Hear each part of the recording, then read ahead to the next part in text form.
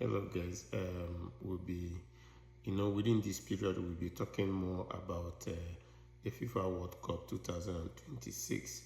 It is good for me to remind you that the FIFA World Cup 2026 will be hosted by three countries, which are Canada, Mexico, and United States of America. The World Cup will officially kick off here on 11th and 12th, and there will be three opening ceremony for the tournament, which is the first in history. They are having multiple open ceremony in FIFA World Cup tournament. The reason for having multiple ceremonies is because FIFA wanted each of the hosting countries to showcase their culture. So the first game will be in Mexico, between Mexico and South Africa, and that game we witnessed the first opening ceremony that will be headlined by Shakira, Burna Boys, and other artists. In that opening ceremony, Shakira is going to perform the official song for the tournament, which is Die Die. Like I said, the game will be between Mexico and South Africa, and that game will be played at a Estadio Azteca, which is the stadium that in Mexico. Also in June 12, 2026, there will be another open ceremony in Canada, Toronto, Canada precisely. The game between Canada and Bosnia will be held, after the open ceremony in Canada. Like FIFA directed that the ceremony has to start 90 minutes to the game. So the game will be played, or this open ceremony will be held in BMO Field in Toronto. And some of the notable artists that are going to headline that open ceremony includes Michael Bobo, Alanis Morissette, even Tyler. The same 12, 2026, there will be another open ceremony in the United States of America as the United States of America team faces Paraguay. And the game, or the open ceremony, will hold in Los Angeles, Sophie Stadium.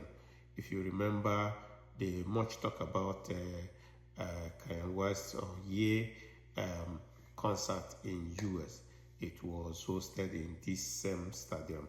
And some of the top artists that will headline the open ceremony in the United States of America include Katy Perry, Future, Rema, and Tyler.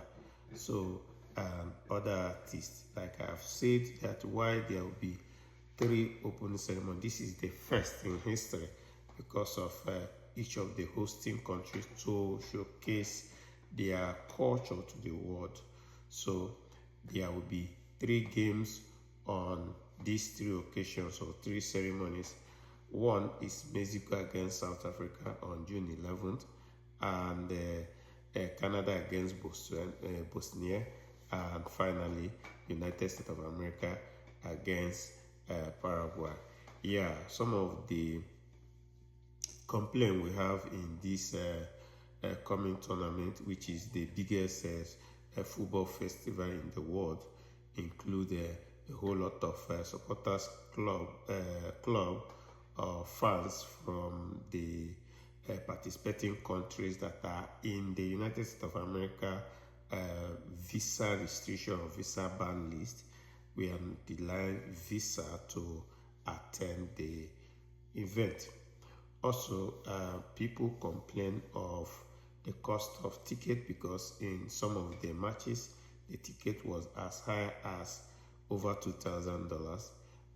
It's understandable, but if you look at it, the game they just concluded this night, which is the NBA final game between San Antonio Spurs and New York Knicks.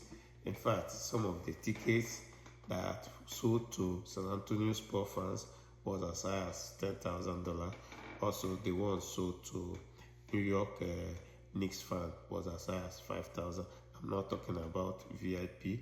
So what I'm saying is, I'm not saying that the ticket is not high, but what I'm saying is that it is affordable in the United States of America here. But I wish that FIFA should consider so that they will not have empty stadium, during the tournament, so that people will be able to afford the ticket and come and watch the matches or in the tournament.